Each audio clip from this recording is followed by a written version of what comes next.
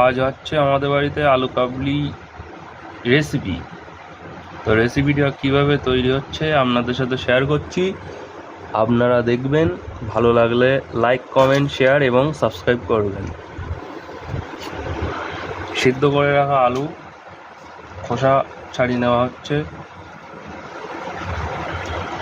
আর উপকরণগুলো, বাদ বাকি উপকরণগুলো এই যে কাঁচা ছোলা, বাদাম, শশা কুচি, পেঁয়াজটা খাই না বলে ঢালছিলাম।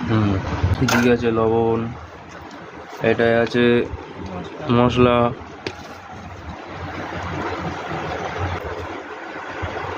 তেঁতুল জল প্রয়োজন, কিন্তু তেঁতুল জল যেহেতু আমাদের কাছে এখন তেঁতুল নেই, তো তেঁতুলের জায়গায় লেবু ব্যবহার করা হবে। আলু কাবলির জন্য মোটামুটি সব কিছুই রেডি হয়ে গেছে। আলু ছাড়ানো কমপ্লিট। ছোলা আর বাদামটা ভিজানো ছিল, সেটা দিয়ে দেবো সিদ্ধ আলুর মধ্যে।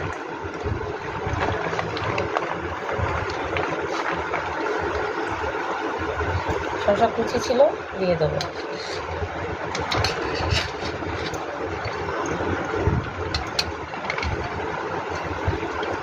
ভেজে রাখা বাদাম দিয়ে দিলাম।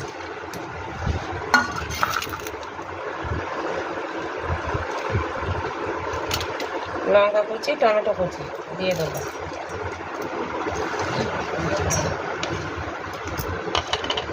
দিয়ে দেবো লবণ।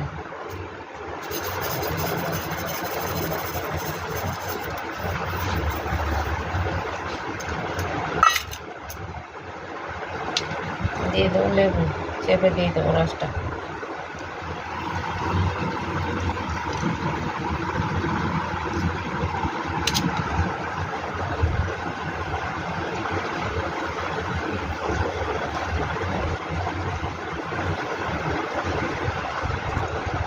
বেশিটা হয়ে যাবে না তো?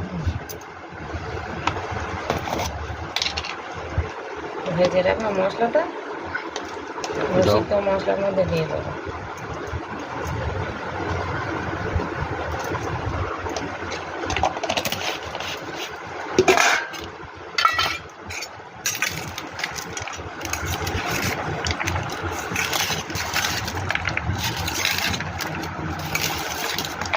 সেই বাড়িতে থাকা উপকরণ দিয়ে আলু কাবলিটা এমন তৈরি হলো।